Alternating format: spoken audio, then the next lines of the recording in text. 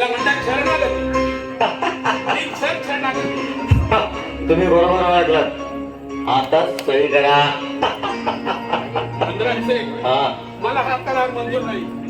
तरी देखील तुम्हाला तो मान्य करावा लागेल. तुम्ही जाणतात तुमचा संप सपशेल फसला. जे युद्धार्थात त्यांना दयेशिवाय दुसरं काही मिळत नाही. दयेशिवाय त्यांना काही मागण्याचा अधिकार नाही. करेक्ट. युद्ध आणि दयेची भाषा तुम्ही बोलू नये. हा संप फक्त धन रोड मर्यादित आहे. पण उद्या हे लोन धंद्यात नकाल सगळ्या कारखान्यातून पसरलं तर कंपनीचं काही एक नुकसान होणार नाही. बाजारपेठेला पुढचे 6 महिने पुरेल एवढा माल आमच्या गोदामात पडून आहे. तुमचे कामगार फुक्कट उपाशी मारतील. प्रसंग पडला तर धनराजनगर बंद करण्याचा आदेश दिला जाईल आणि गोदामातला माल गोदामातच चढून जाईल. अरे आदेश देऊन तर बघा.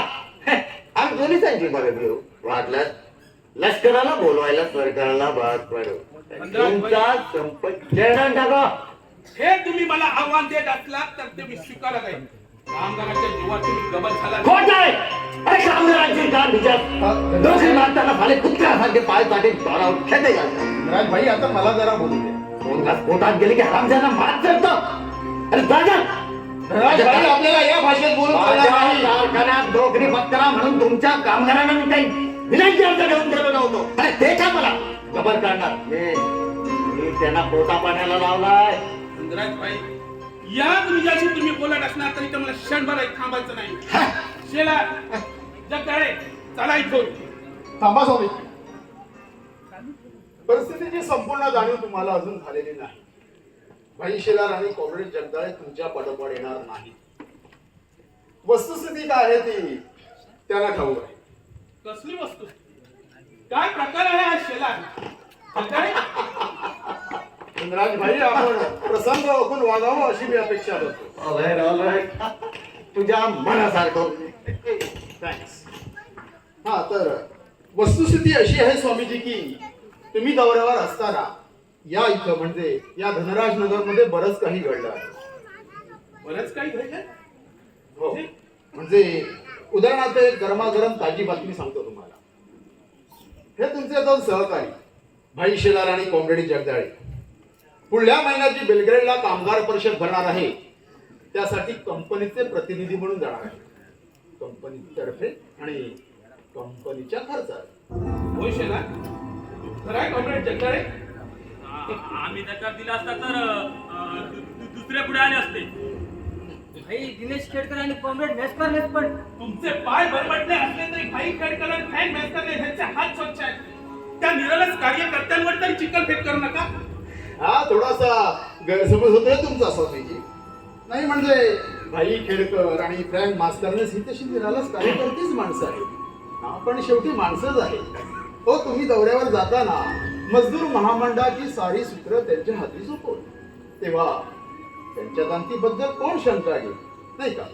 पण तरी देखील म्हणजे धनराज भाईंनी जर शब्द टाकला असता तर काय उद्योग समूहाचे मालकाचे प्रतिनिधी म्हणून ब्रिगेडच्या कामगार परिषदेला जायचं त्यांनी मान्य केलं असतं. स्पष्ट शब्दात सांगायचं झालं तर हो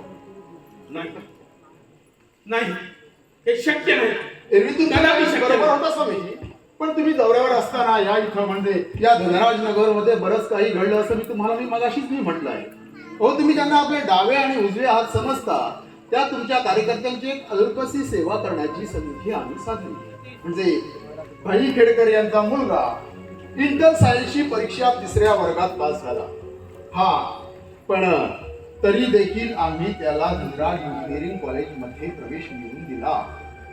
या इंजिनिअरिंग कॉलेजमध्ये काही जागा कंपनीतर्फे देणगीदार म्हणून धनराज भाई भरतात हे आपल्याला ठाऊकच आहे. आणि त्याच्या मुलाला तुम्ही चुकलात तुम्ही स्वामी. हो तुम्ही ज्यांना आपले डावे उजवे हात समजता त्या तुमच्या कार्यकर्त्यांच्या कुटुंबियांविषयी तुम्हाला फारशी माहिती नसेल. फ्रँक मास्टरन्स यांना मुलबाळ नाही. त्यांना आहे ती फक्त रुग्णाईत बायको. क्षयासारख्या विकारातून नुकतीच उठली. तिला हवा पालट करण्याची नितांत गरज आहे असं आम्हाला डॉक्टरांनी सुचवलं आणि म्हणून तिला तुम्ही महाबळेश्वरला हॉटेलमध्ये ठेवली. चुकला, तुम्ही पुन्हा चुकलात स्वामीजी. हो, महाबळेश्वरला नाही तर मिरजेजवळ वेलनेस वाडेल, आणि हो, हॉटेलमध्ये नाही तर एका स्पेशल कॉटेजमध्ये धनराज उद्योग समूहाचे डॉक्टर तिची जातीनं देखभाल करतात. आजच तिचा रिपोर्ट आला की शी इज आउट ऑफ डेंजर. आता मला एवढंच सांगा, माझ्या आणखी कोणकोणत्या सहकार्याने तुम्ही विकत घेतलं? स्वामीजी, स्वामीजी तुमची भावना मी समजू शकतो. हा पण तुमची शब्द योजना मी पत्करू शकत नाही. अहो, काय झालं की आपल्या कामगार पद्धतीचं थोडंफार कल्याण करता यावं यासाठी धनराज उद्योग समूहातर्फे आम्ही एक कामगार कल्याण विभाग उघडला आहे. अर्थात तुमच्या सल्ल्यानं आणि तुमच्या जागरात, नाही का? तेव्हा या विभागातील अधिकाऱ्यांनी ज्या वेळी ज्या सूचना आम्हाला केल्या त्यावेळी त्या सूचना अल्प स्वल्प शक्तीनिशी अंमलात आणण्याचा आम्ही एक मनोभावे प्रयत्न केला. इतकं अवघ्या या 4 महिन्यात, आणि मी इथं नसताना. आपल्या अपरोक्ष म्हणजे आपल्या अपरोक्ष कामगार बंधूंचं थोडंफार कल्याण करण्याची आम्हाला बंदी आहे का स्वामीजी? स्वामीजी पाहिलं, बड़ा मजा, बहुत मजा. आज के जैसा मजा तो कभी आया नहीं. धनराज भाई, कमालात केली तुम्ही. बंदुकीतील एक देखील गोळी न जाता शिकार केली. एक देखील गोळी झाडली नाही. शिकार तरी कशाची केली? एका जंगली जनावराची. गफूर, जी साहब. शिकार जाग्यावर नेऊन घातले. हा साहब. पक्का बंदोबस्त. हा साहब. काही दंगा धोपा तर झाला नाही. नाही साहब, 7 बायाने अर्ध मेल झालं. हळूहळू माणसं आहेत. चारा पाणी वेळेवर घालत जा. हा साहब. तू स्वतः जाती ना. हा साहब. आणि इकडची कपत तिकडे होता कामा नाही. हा साहब. काय? म्हणजे धनराज भाई, शिकार जिवंत पकडून आणली तुम्ही. हात? अरे जिवंत शिकार पकडून आणण्यातलं दिल काही आवडत आहे. चला की नाही गफूर? बिलकुल साहब. भाईसाहेब काय करतात? क्लब मध्ये जायची तयारीत आहे.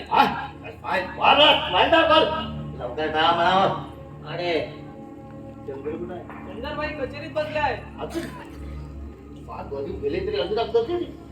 नॉनसेन्स.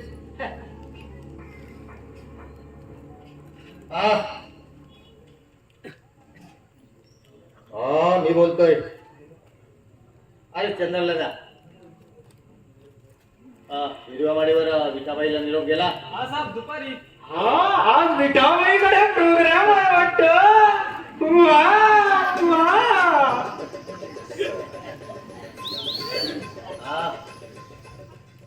सिल्कचा डब्बा, पायजमा आणि पार्टीला सांगा घ्या 500च्या सुटा नोटा घेऊन ये. हा साहब. हा मी बोलतोय. यार काय चाललंय तुझं काल परवा पण? सकाळी एवढं तुला आग्रह केला तरी शिक्का दिला आग्रह, आणि आता 7 वाजून गेले तरी तू ऑफिस मध्ये. अरे भेट देऊन देते सगळी कामं. संध्याकाळची तरी जीवाची करमणूक करून घेशील की नाही? यार हिरव्या वाडीवर जायचंय आज आपल्याला. No no never. तारा टोचले वाट बघत असतील आपले तिकडे. तू अगं तर इकडे बघू. 2 मिनिटाच्या आधा, नाहीतर तुला उचलून आणायला माणसं पाठवू नये. चाल ये. थँक्यू. ला ला ला ला ला ला ला ला.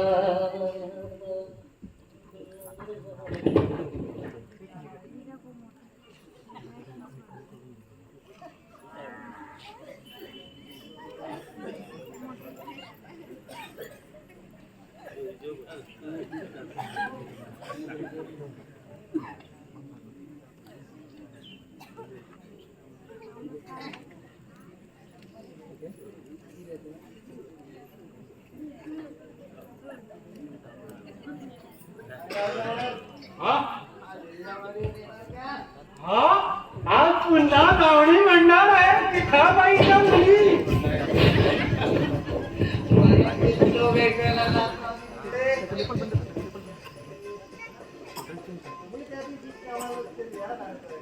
तो प्रकार म्हणता नाही जरा चुकलंच ते.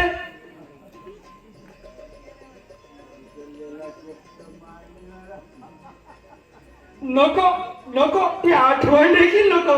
ते जरा चुकलं ना आमचं.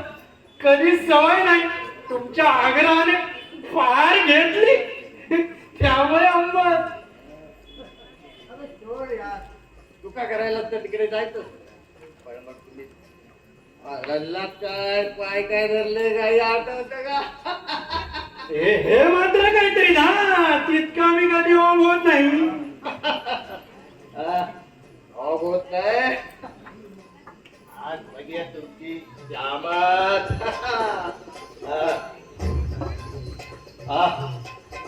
हा रुमाल, त्यांची बॉटल आणि गजरा. चला आज अख्खी बाटली तुम्हाला प्यायला लावणार दोघीला तुमच्या पुण्यात. बोलतात का धनराज भाई त्याचं काय आहे? कोणी फारच आग्रह केला की आपला लाववा. आमच्या गॅलेट बघा अख्खी बाटली तू पुन्हा रात्रभर धुमाकूळ घालून सकाळी पुन्हा वेळेत कामावर हजर. हिरव्या ही ऑफिसची फाईल कशाला आणली? अरे हिरव्या माडीवर जायचं तर रे चंदन तू ना साला बुद्धू बुद्धू. अरे हिरव्या माडीवर जायचं तरी तो शोक करायला आता मला वेळ. आणि धनराज तू जर माझं ऐकणार असेल तर मी काहीतरी बेन रचला ना की तू त्याला खेळ फाटेल बोलले. रात्र मजेत घालवायला हरकत नाही धनराज. पण मजा करण्याची ही वेळ नव्हे. स्वामी अभयानंद दौऱ्यावरून परतल्यापासून मजदूर महामंडळाची चक्र कशी अगदी वेगाने फिरू लागली. अरे आपल्या दोघांनाही डोळ्यात तेल घालून दक्ष राहायला हवं. हे पण एखादी नाही. हे बघ आपल्या जवळ वेळ फार थोडा आहे. गेल्या 2-4 महिन्यात आपण जो काही चक्रव्यूह रचलाय ना तो चक्रव्यूह हा संन्याशी बोल म्हणता उधळून लागला आणि आपल्याला आज मला भीती दाखवून बसतो. तसं काही होणार नाही. हिरव्या माडीवरचा कार्यक्रम जो एकदा ठरलाय ना त्या राता भागात होणार नाही. ठीक आहे तू उगाच दुष्पट काढून देतो हा चंद्र तुला सांगून देतो. तू जाऊ शकतोस. तू मला गायस तुला तू हवं तसा वागू शकतोस. पण मी एक इमानी नोकर म्हणून मला तरी येता येणार. चंदन तू नोकर नाही आहे. तुला आजपर्यंत आमच्या घरात कुणी नोकरासारखं वागवलेलं नाही. तू खोटा नाही. मुद्दा मला खिजवण्यासाठी तू बोलतोय. हे बघ अरे उगीच डोक्यात राग घालून घेऊ नकोस. तू बोल नकोस. मी तुला पक्का ओळखू नाही. तू दुष्ट आहेस, क्रूर आहेस, निष्ठुर आहेस. तुला कोणाबद्दल प्रेम नाही, माया नाही. मी एवढा तुझ्यावर जीव लावतो, प्रेम करतो, पण तुला त्याची किंमत नाही. बोल नकोस. आज माय हँड होईल. तू मला मालक म्हणाला, स्वतःला तू नोकर समज. माझा अपमान केला तू जा. माझ्याशी बोलू तुला गजरा फेकून देतो. गजरा आणि सेंटची बॉटल पेट्रोलची टाकी होत आहे. द्या आग लावून. म्हणजे सगळ्यांचे थंड. धनराज बोलू नको. बोलू नको म्हणतो ना माझ्याशी. अरे लहानपणीचे दिवस संपले. आता मोठा झालायस तू. नाहीतर त्यावेळेस सारखं एखाद्या रुसलेल्या मुलाला म्हटलं असतं मी की बैस माझ्या पाठीवर घोडा करून फिरून आणतो तुला. चंद्र संपला. त्याचं नाव सुद्धा घेऊ नकोस तू आता. अरे एवढा गुस्सा हा? केवळ मी तुला मालक आणि मला नोकर म्हणालो म्हणून हा? हे बघ बरं बाबा मी माझे शब्द मागे घेतो. धन तू माझा खरा मित्र आहेस. पाठच्या भावासारखा आहेस. झालं ते नेहमीच झालं. आधी माझी कुरापत काढायची, मग मी रागावलो संतापलो की मग माफी मागायची. ते हिरव्या माडीवर जायचं काय ते सांगा.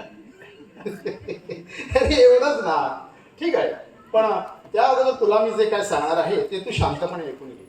आणि तरी देखील जर तुझा हट्ट कायम राहिला तर जाऊ आपण हिरव्या माडीवर रात्रीचा दिवस करायला. तसं वचन दे. तुला ठाऊक आहे मी तुझा शब्द कधीही मोडत नाही. मित्र म्हणून की मालक म्हणून देवाची शपथ घेऊन करत. अरे प्रत्येक वेळी देवाची शपथ घेऊनच गोष्टीची कबुली द्यायला हवी का रे? मला तुझ्याबद्दल काय वाटतं हे तुला समजतच नाही की तुझी समजून घेण्याची इच्छाच नाही. अरे दुरून जरी वाऱ्याची नुसती झुळूक जरी आली ना तरी राजराणीचा गंध माणसाला धुंद करून टाकतो. त्यासाठी झाड नाकाला लावून बसावं लागत नाही. वंडरफुल रावसाहेब या ठिकाण हे का लिहित आहे चंद्रपुरी असंच ना शब्दात बोलून दाखवत नसलंस ना तर तुला माझ्याबद्दल खूप म्हणजे अगदी पुष्कळ प्रेम आहे. आपण खुश आहोत. बघा बघा रावसाहेब भाऊ माणूस असावा तर असा काय असं तीर्थ घ्या थोडं 10 रुपयाला तर होतच असता. धनराज बस संपला. आता तू सांगशील ते ऐकायचं. पण हिरव्या माडीवर जायचा निर्णय माझा. रावसाहेब 2 स्कॉच विस्कीच्या बॉटल तिथं किंवा इथं पडलातील. आणतो बोला की नाही.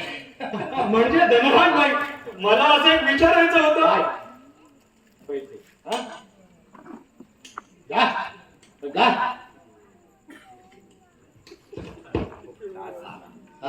चंदन बोल तुला काय सांगायचे बोल.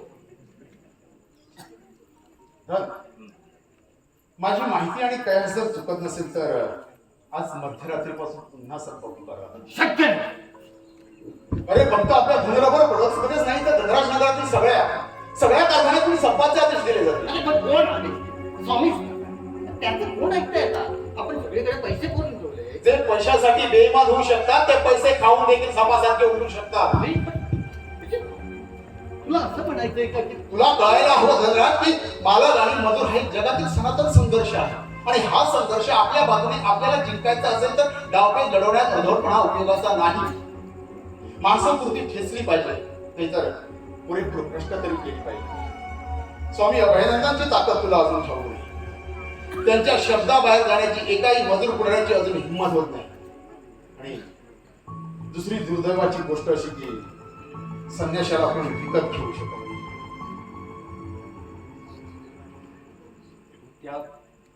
त्या भोक्याचं फारच व्यस्त माझं भ्रमात राहू नकोस धनराज. अरे हा संन्याशी म्हणजे तुझ्या अवघ्या सत्तेला आणि वैभवाला लागलेला एक सुरुंग आहे. आज तू या उद्योग नगरातला एक अनभिषिक्त राजा आहे. पण फक्त आजच. आपण असेल जर या खाली खुशाली गाफील राहिलो तर त्या संन्याशाची सत्ता बेबंदपणे वाढत जाईल आणि कालांतराने इथं म्हणजे या धनराज नगरमध्ये 2 राजे निर्माण होतील. मग तू आकाश पातळ जरी एक केलं ना तरी शेवटी एकच राजा शिल्लक राहणार आहे. पण धनराज तो राजा तू असणार नाहीस. यू बिग फूल. तुला कळायला हवं की त्याचा काही उपयोग होणार नाही. स्वामीजी गेले तर त्याचं कार्य थांबणार नाही.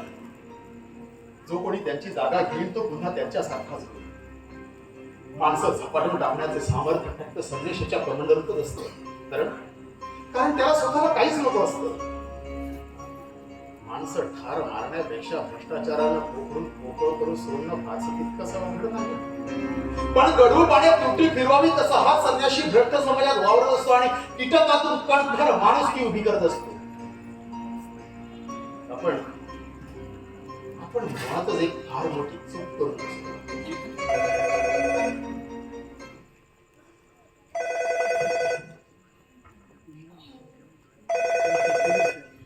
हॅलो. हा नमस्ते बोला. हा बोला. काय जाणार नाही. तुम्ही जाणार नाही. ठीक आहे मग आम्ही दुसऱ्या कोणाचा तरी विचार करू. That's all.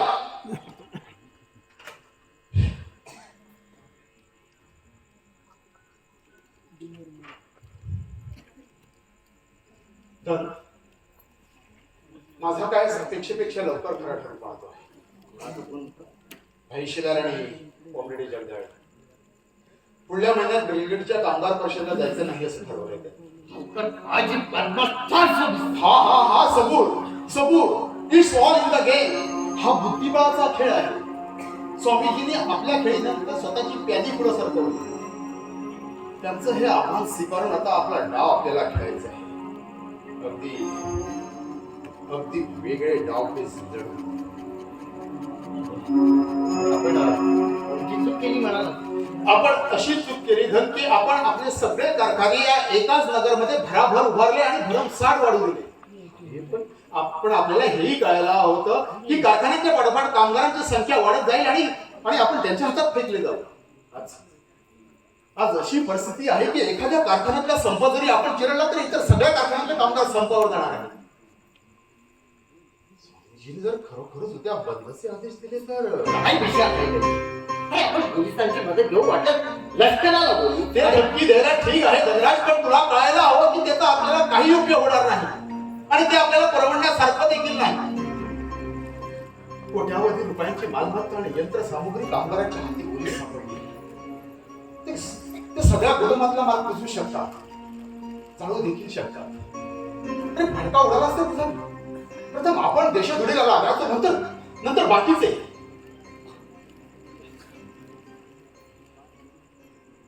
काय म्हणतोस ते येते माझ्या लक्षात, पण चंद्र यावर काही केलं नाही. अरे असं हातपाय घालून कसं चालेल?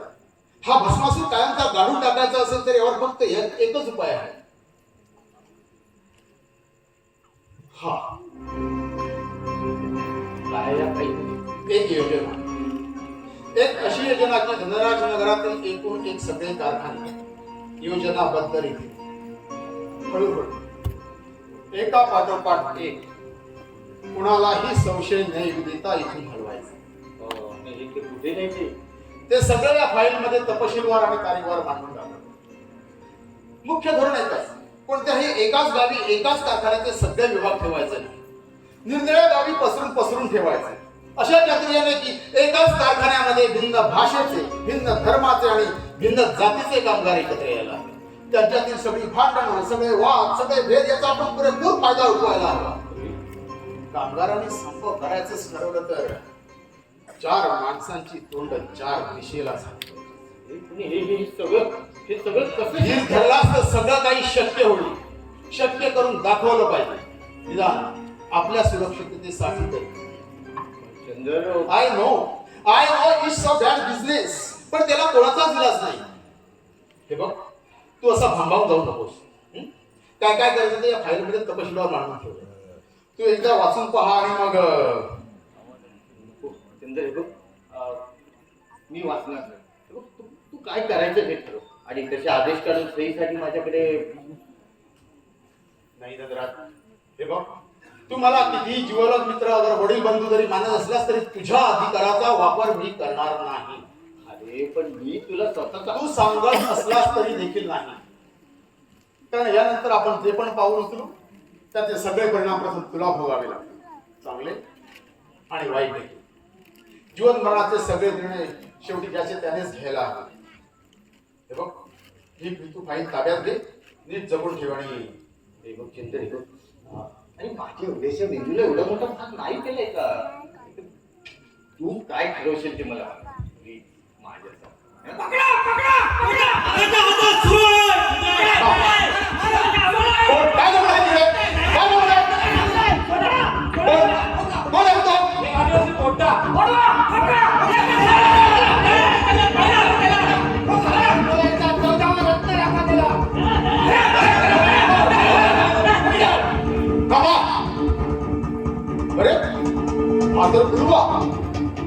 तुम्ही दूर बघून सगळे गपून तो सुराकडे आणि त्याला आज येऊ दे.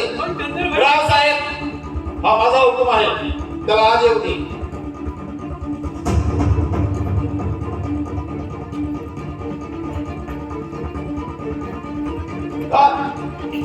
तू बंदूक चालून सरपायला पाहिजे, माझा पडेल.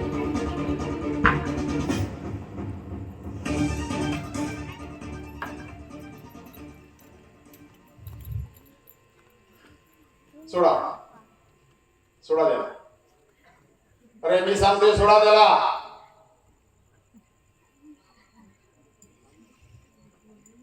बोलवा, काय प्रकार आहे हा? मी तुला शहाणा समजत होतो. या धनराज मला होती कशाला गिरट्या घालत होतास आणि त्या सगळं लपून छपून. हा हाता सुरा काय म्हणा, कोणाला बसवणार होतास? बोल बोल. अरे कोणाला बसवणार होतास? ज्यानं तुम्हा आदिवासी लोकांना अन्नाला लावलं त्या तुमच्या या धन्याला बोलवा. तुला आठवतं मी आणि धनराज भाई शिकारीसाठी जंगलात गेलो असता तुझ्या झोपडीवर नाचणीची भाकरी खाली कोणाच्या साड्यावर घास केलंस? कोणी पैसे द्यायला तुला? बोल बोल, नाही तर तुझा मित्र घेऊन बोल. हे बघ, मला बेईमानी खपत नाही. जंगलचे आदिवासी कधी बेईमान होत नाही. काय सांगू तुम्हाला, माझी पै बचुली ओढून दिला तिला.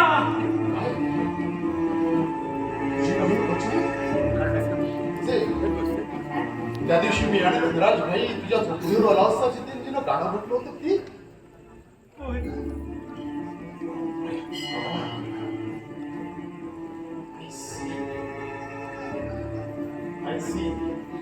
बहुत बदमाश झाली. फक्त भानगडी करतात, एकमेकाच्या बायका पण कळवतात, लकडी घेऊन तिथे तडमडतात. लाज बरं अजून ही काय चक्की भानगड नाही. धरल्या त्याला बचरीला ओढून दिलं ते का जीप मधून आणि खोटा राग कमच्या कशी तर गोळी घालून ठार करीन तुला.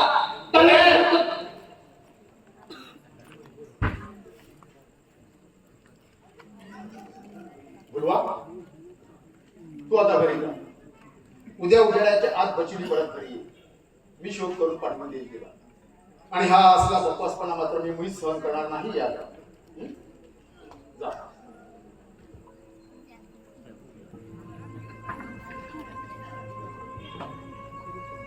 रावसाहेब, काय भानगड आहे? हा? त्या जंगलच्या पोरीला कोणी बोलू का? मी काय नको. जंगलचा माल आणायला तुम्हाला गाड्या दिल्या तर तुम्ही हा असला माल घेऊन येता, तो देखील मालकाला न विचारता. अरे कुठं फिरायला बाप नाही. रावसाहेब त्या खंडातील नसतील, पण टिंबर डेपोतल्या कोणी पेटी ऑफिसरने शेण खाल्लं हे तर करा. अरे हाताखालच्या माणसावर आपल्याला जलद ठेवता येत नसेल तर नाही धनराजबाई चौकशी करून द्या. सकाळच्या रात्रभर तो तिकडे माझ्या मारणार आणि बोंबाबून धनराजबाईंच्या नावाला काय नाही. टिंबर डेपोत बंद करून टाकतो. मला लोक सगळे उपाशी. रावसाहेब, तुम्ही गेलात तरी चला. पण माणसं भेटले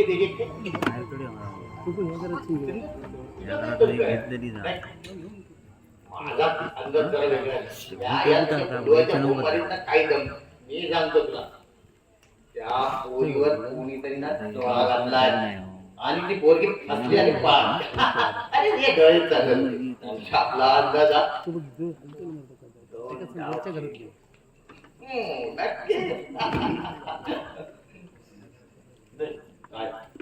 चावी तुझ्या 5व्या मजल्यावरच्या खास महाराज. म्हणजे याचा अर्थ काय? तू माझ्या त्या पोरीला मी पळून आणलं का म्हणते? खोटा आहे, हा खोटा आहे. त्या खंडातला माणूस नाही तुला माहित आहे. मी कशाला कोणाला पळून आणलं? ती चाली असेल पळून म्हणजे गेली असेल. एवढं जीव तोडून मी तुला सांगतोय. मला एकदा काही काही माहित नाही. एवढं शपथ, माझ्या गळ्याची शपथ मी तिला पाहिलीच तर नाही. बघ बायकांचा शोभ आपण केला, अजूनही करतो. तुला त्यात चव नसली तरी तूही माझ्याकडे कधी कधी चव टाकलीच माझ्या बरोबर. पण आपला मामला कसा एकदम फुल्ला फुल्ला. पैसा भेटावा गडीभर मोज कर. पण कोणावर जबरदस्ती नाही की बळजबरी नाही. तुला खरोखर वाटतं त्या पोरीला मी पळून आणले असेल? काय दामाचा उर्वशी लागून गेली आहे. बोलून झालं गरम देखील वसा वसा वाद पाडला. सरोवरातला राजहंस मोत्याचा चारा चुकून देखील निवडून त्याच्या खोंडाला चोच लावतो. वाक्य कोणतं आहे मला माहित नाही, पण आपलं अगदी तसं आहे. याचा अर्थ काय? राजहंसाच्या सरोवरात मुक्ताफळाऐवजी निवडुंगाचं बोंडच तरंगताना दिसलं. माझ्या मालाचा दरवाजा कोणी उघडला? हिला कोणी सोडले? मी टाकीन. समोर हडणीच्या नवऱ्याला वेताळ म्हणतात. बस बस, पुष्कळ झालं. माझ्या मालकीने पाऊल ठेवायचं नाही असं ठरलं होता. म्हणून तुम्हाला जनाखाना उडायची परवानगी नव्हती दिली. माझ्या मालकी वाटत चालणार नाही.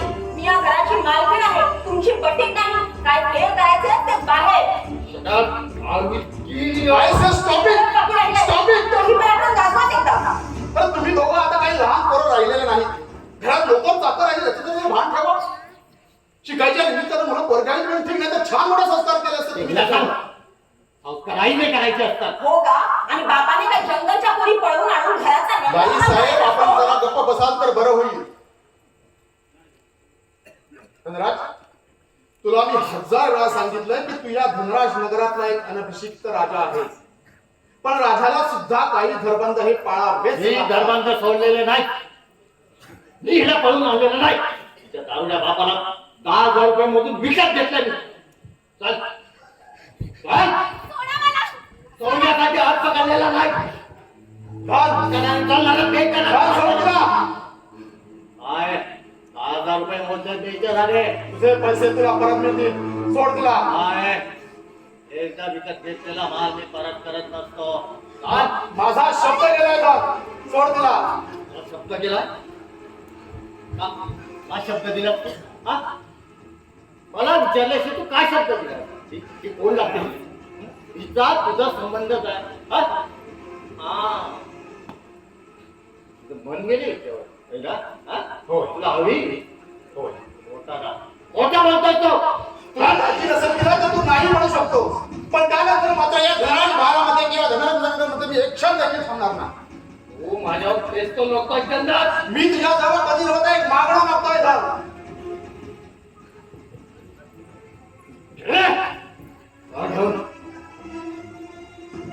तो क्लास बिल्ला रस्त्यात पुस्तक भेटतात.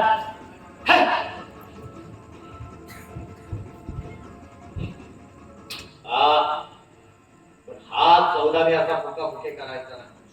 मी कन्याचा बच्चा आहे.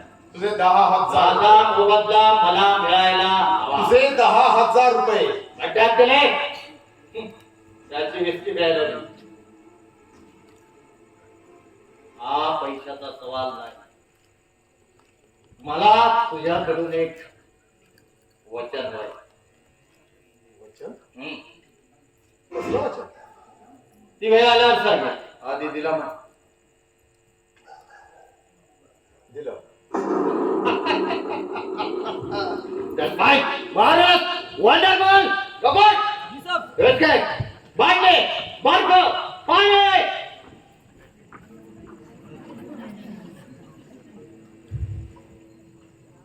हे बघ, मला हा असला तमाशा आवडत नाही.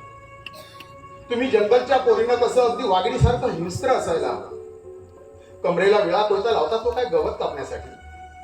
आज तू माझ्या शब्दानं सुटलीस, पण प्रत्येक वेळी माझा शब्द तुझं रक्षण करू शकणार नाही. मानवरकर, अशी नजरेला नजर दे. डोळ्यात हा फारीचा भित्रेपणा उपयोगाचा नाही. अंगार पाहिजे, अंगार.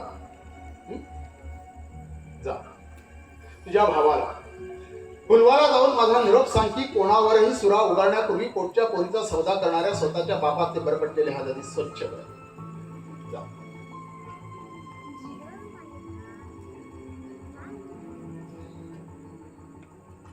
ए बाई, थांब. मला तुला पाहायची आहे.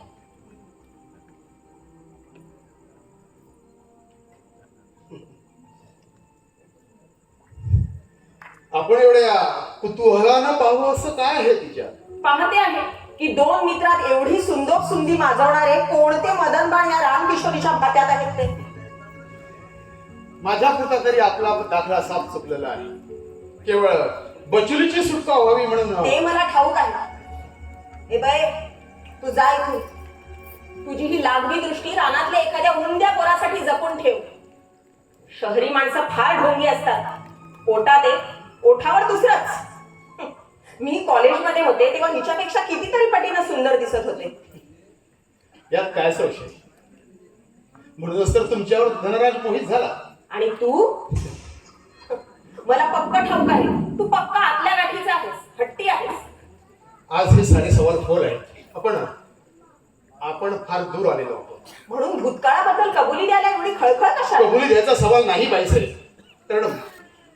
कारण एकतर त्यावेळी माझ्या मनात तसं काहीच नव्हतं. खोटं आहे. खरं सांगायचं तर प्रेम कशाला म्हणतात याचा मला अजूनही शोध लागलेला हा आहे. दंभ आहे तुझा. बाईसाहेब, आपण एक गोष्ट विसरत आहात. धनराजशी आपला विवाह जमण्यात त्यावेळी मीच पुढाकार घेतला होता. हो, फार मोठे उपकार झाले आपले. आपल्या कृपेने गेली 10 वर्षे एका जनावराबरोबर संसार करायचा ऐश्वर्य भोगत आहे मी. ते पाहून डोळे निवले ना आपले. आपला हा संताप अगदी अकारण आहे धन्वंती बेन. धन्वंती बेन? मला बेन म्हणणारे आत्ता पुष्कळ आहेत. तो लाडीपणा तुम्ही करायची गरज नाही. तुम्ही फक्त पायरी सांभाळून बघा. आमचे सगळे सेवक आणि सगळे आश्रित मला बाईसाहेब म्हणतात. पुन्हा अशी चूक झालेली मला कपायची नाही. होय बाईसाहेब. That's better.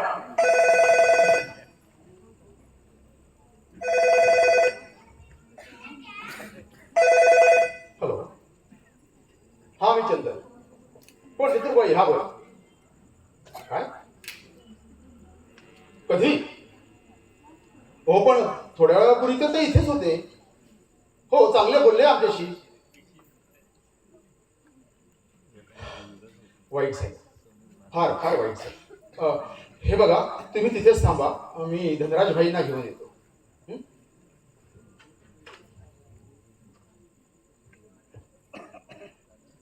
हा, धनराज भाईंना फोन द्या. हा, मी चंद्र बोलतोय. हे बघ, चतुर्भाईंचा फोन आला होता. एक फार वाईट बातमी सांगितली त्यांनी. स्वामी अभयानंद वारला आताच. हे बघ, आपल्याला ताबडतोब गेलं पाहिजे. हो, ते सगळं कराय, पण हे बघ धन, माणसाच्या मरणाबरोबर सगळी भांडणं आणि सगळे वाद हे तिथेच संपले पाहिजे. हे बघ, अरे बाबा, स्वामीजी फार फार चांगले माणूस होते. तू खाली येतोस की मी वर येऊ? ठीक आहे.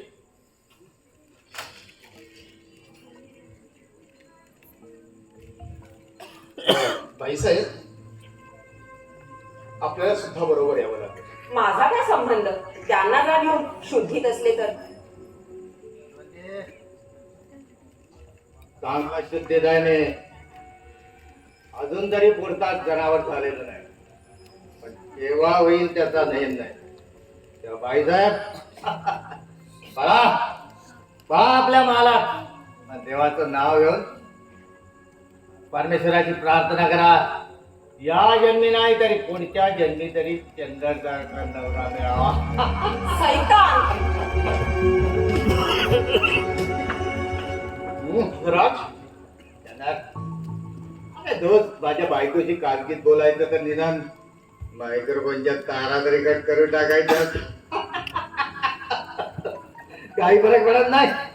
काही फरक पडणार नाही. तुझ्या माझ्या काही पण चांगली ठेचलीस तिला. एक सैतान जनावर तू एक असती आणि ही कोण? पोटात तर करणारी भाकर म्हैस. हे बघ धन, प्रसंग फार वेगळा आहे. आपल्याला ताबडतोब गेलं पाहिजे. होय रे, जाऊया की. अरे तू आणि मी पळत पळत गेलो म्हणून स्वामी उठून बसणार आहे का? हे बघ, स्वामी गेल्याचं दुःख करू नकोस. दाखव ते पोट भर हात पाय बसून दुःख दाखव. पण एक गोष्ट लक्षात ठेव, देव करतो ना ते चांगल्यासाठीच असतं. देव स्वामींना नक्कीच स्वर्गात घेऊन जाणार. असं काय तुझ्या आणि माझ्यापेक्षा स्वामींची गरज देवाला फार होती. म्हणून तर आता तारगण ताबडतोब बोलून घेतला. जसे असाल तसे परत या. धन, हे बघ, प्रसंग फार वेगळा आहे. आपल्याला ताबडतोब गेलं पाहिजे. अरे होय रे, मी काही वाईट बोलत नाही. उलट आजच्यासारखे सुविचार मला कधी सुचलेच नाही. ऐकून ठेव, स्वामीजींची प्रचंड अंतयात्रा निघाली पाहिजे. एक भव्य अशी शोक सभा भरली पाहिजे. त्या दगडात त्यांच्या कार्यात सतत डोळ्यासमोर उभं राहील असा भव्य पुतळा उभा झाला.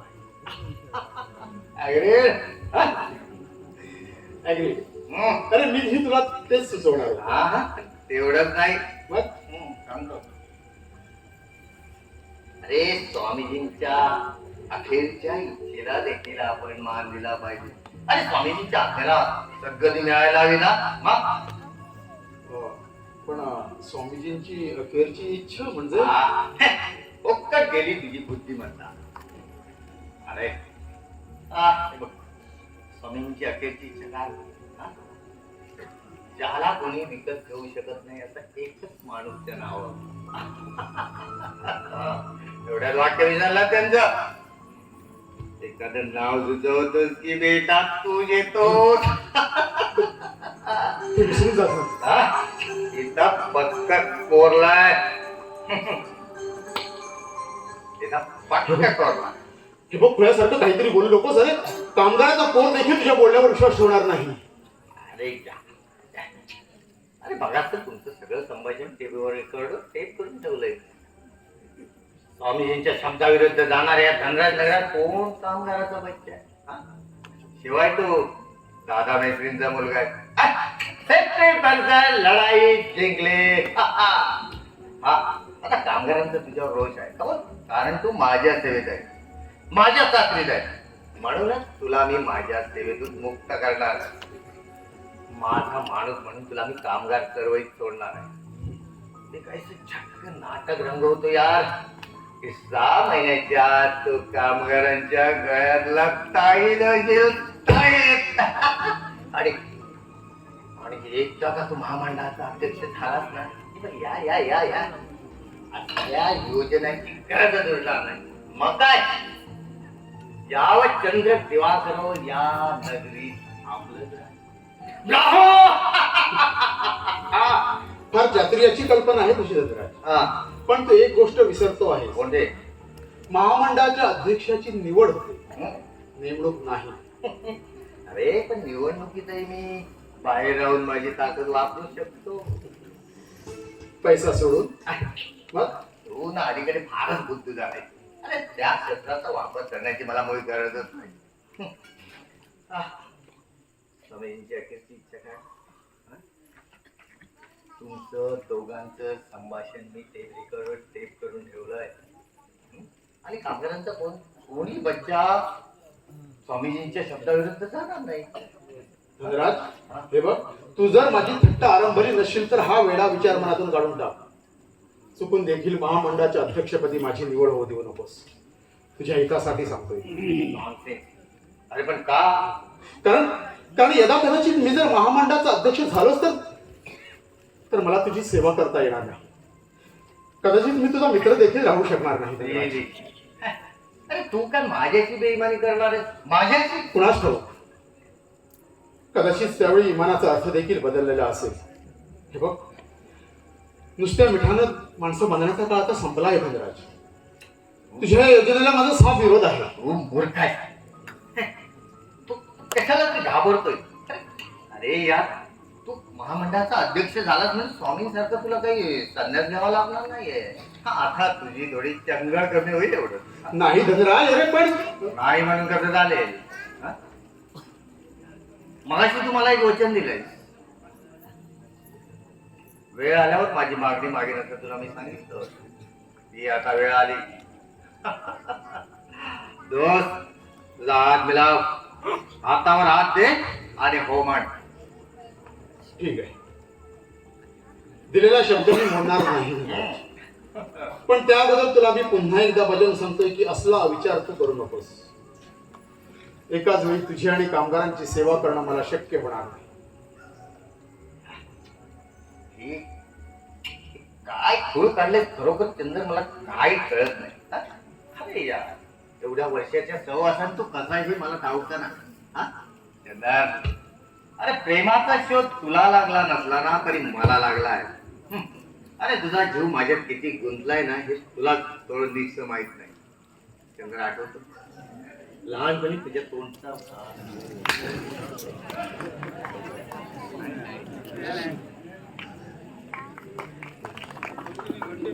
लहानपणी तू तुझ्या तोंडचा घास माझ्या तोंडात भरवलायस.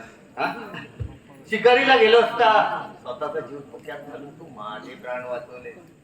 कामगाराच्या घराण्यातून तू मला सोडवलं. एवढंच नव्हे तर विनोदीशी मला लग्न करायचं असं कॉलेजला असताना तुला पुढे पुढे धन पुढे, पण तेवढ्यावरच तू जाऊ नकोस. अरे तेवढ्यावरच तू फसू नकोस. अरे फार मोठ्या निष्ठापणाला लागतात तेव्हा छोट्या भावना हव्या धुक्यासारख्या विरल्या जातात रे. बाकी छान आहे. पण तुझी वचनातून मुक्तता नाही. हात मिलाव दोस्त, तुझा हात मिलाव. ठीक आहे, तुझीच तशी इच्छा असेल तर मग तसंही होईल. पण बस बस बस बस बस बस आम्ही घेतल्या